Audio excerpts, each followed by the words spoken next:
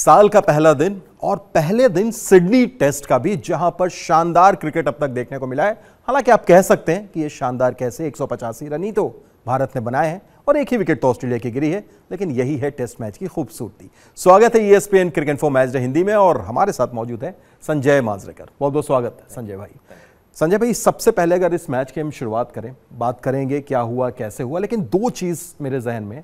सबसे पहले जब बात हुई कप्तान बुमराह आए तो ये तो खैर एक संकेत मिल चुका था पहले कि शायद रोहित शर्मा इस मुकाबले में नहीं होंगे, लेकिन ऑप्ट आउट करना खुद को भारतीय क्रिकेट इतिहास में बहुत कम बार दिखा है।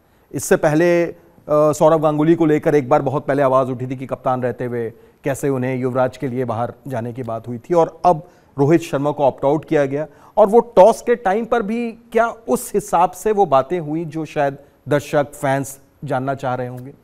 नहीं, मुझे लगता है कि बहुत एक रोहित शर्मा ने अच्छा डिसीजन लिया जो इंडियन क्रिकेट में एक अच्छा मैसेज स्प्रेड करता है कि जी हाँ, मैं कप्तान हूँ, मैं बहुत सालों से खेल रहा हूँ, 60 के ऊपर टेस्ट मैचेस खेले हैं, मैं आइकॉनिक अभी फिगर बन गया हूँ ज़्यादा वाइड बॉल क्रिकेट की वजह से।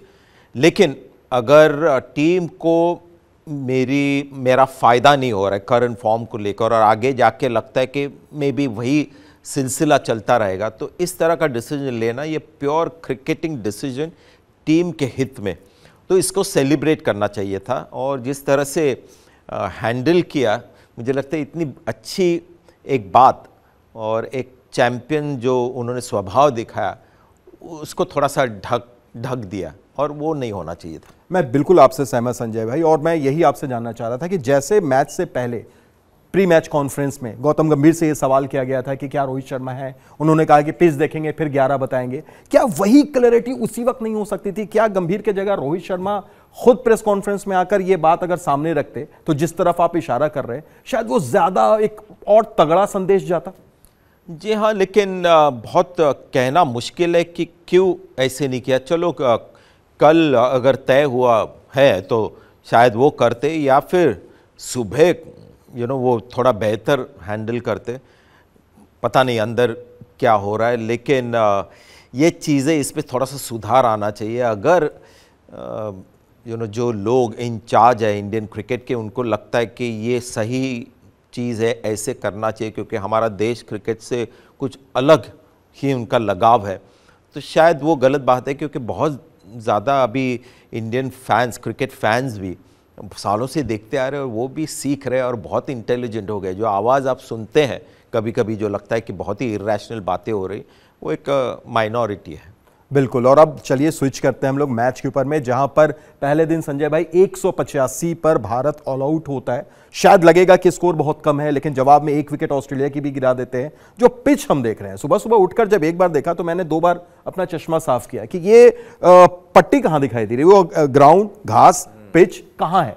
बिल्कुल ग्रीन टॉप के ऊपर में ओवरकास्ट कंडीशन पे 185 पर आप ऑल आउट होते हैं। क्या ये हम माने कि अभी कहना जल्दबाजी होगा, ये स्कोर जब तक ऑस्ट्रेलिया पूरी पारी नहीं खेल लेती है शायद हम ना कुछ कहें? देखिए, पिच बनाया था ऑस्ट्रेलिया को सूट करने वाला, और भारत में हम लोग करते हैं जो हमको सूट करता है, इसीलिए जो स्पिनर्स जो भारत ने खेला है वो शायद एक बड़ी गलती हो सकती है। लेकिन क्योंकि इंडिया के पास बुमराह है और इन सब बॉलर्स जो ऑस्ट्रेलियन के बॉलर हमने देखे, स्कॉट बोल्ट ने बहुत बढ़िया गेंदबाजी की, बुमराह में वो क्षमता है कि 185 रन बना के भी 10-15 रन की लीड ले। देखना पड़ेगा कि अभी भी वो दम है कि नहीं। इसीलिए जिस तरह से मैच एंड हो गया और जिस जोश में बुमराह लग रहे थे, ये भारत के लिए अच्छे संकेत है। बिल्कुल। अब अगर थोड़ी सी बल्लेबाजी की हम बात करें, जिस अंदाज में टीम इंडिया ने विकेट्स गंवाए, खास तौर से मैं 2 खिलाड़ियों की अगर आपसे बात करूं, शुभमन गिल, जो पॉइंट था जहां पर वो आउट हुए, ठीक लंच से पहले की वो आखिरी गेंद, आगे आप निकल रहे हैं, आपको पता है कि पिच में स्पिन नहीं है, गेंद सीधी चली गई। लाइन की तारीफ हम जरूर करेंगे, लेकिन क्या वो थोड़ा सा गिल समय बिता देते, 20 रन बना चुके थे, तो शायद भारत और बेहतर स्थिति में होता। जी हाँ, कमबैक भी कर रहे थे, पिछले मैच में ड्रॉप हो गए थे, तीसरी बार 20 का स्कोर पार करके एक कैजुअल शॉट खेल के आउट हुए। ये सबसे एक्चुअली उनका बुरा डिसमिसल था। तो कहीं ना कहीं जो खिलाड़ी अभी नया नहीं है, इनका ये दूसरा ट्रिप है, तो ये चीज़ें देखनी चाहिए, उनसे बात होनी चाहिए कि देखिए आपको ये जो मौका मिल गया है किसी को टीम से बाहर जाना पड़ा। और ये मोमेंट्स होते हैं जब आप सेट हो जाते हो ना ऐसे पिच के ऊपर, फिर आपको अपना विकेट इजीली नहीं देना, क्योंकि जो नए खिलाड़ी आएंगे उनको थोड़ा मुश्किल ही होगा। और उसके बाद थोड़ा सा स्लाइड भी हो गया, और जो फर्स्ट सेशन में लग रहा था कि टॉस जीत के जो रिस्क भारत ने लिया था उसको पार कर दिया, क्योंकि अगर 56 पे 2 लंच पे स्कोर होता तो शायद कहानी अलग होती। बिल्कुल। और एक और चीज़ संजय भाई, ऋषभ पंत की लगातार हम लोग बात कर रहे हैं कई बार। इस मैच में आप देखें, इस पारी में देखें 98 गेंद उन्होंने खेला और रन बनाए 40। उनकी स्ट्राइक रेट उनके हिसाब से अगर आप देखें तो 40 के आसपास की स्ट्राइक रेट, जो नहीं जाना जाता है पंत को। पंत जिस अंदाज में खेलते हैं और इस पूरे सीरीज में पिछले 2-3 पारियों में हम देख रहे हैं, ये क्या ये भारत के लिए बेहतर है, या फिर मैं तो कहूंगा कि शायद अगर अपने अंदाज में खेलते तो 25-30 रन और एक्स्ट्रा हो सकता था, या फिर आउट भी हो जाते थे आक्रामक खेलते हुए और फिर आलोचना भी होती। तो थोड़ा सा अभी कंफ्यूज स्टेट में ऋषभ पंत चल रहे। बट जो हमने देखा है ऋषभ पंत को, जो महान पारियां उन्होंने खेली है, एक तरीके से खेली है। उन्होंने कभी बड़ी पारी ऐसी नहीं खेली जहां पर स्ट्राइक रेट 40 का हो या 50 का। सबसे स्लो उनका बड़ा स्कोर 89 नॉट आउट हो जो ब्रिस्बेन में किया था, वो 60 के स्ट्राइक रेट से आया था, बाकी सब 80-90 के स्ट्राइक रेट से आया था। और हमेशा जब प्रेशर में टीम होती है, अगर वो ड्रॉ कर रही है या जीतने को देख रही है मैच, हमेशा एक बताया जाता है, एक गॉस्पल जो बैटिंग का होता है कि अपनी जो ताकत है अपने स्ट्रेंथ्स के हिसाब से खेले।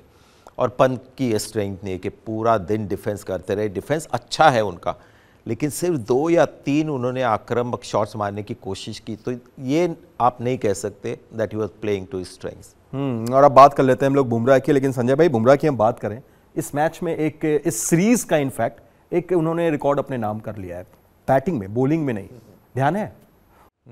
Second highest score first time innings में।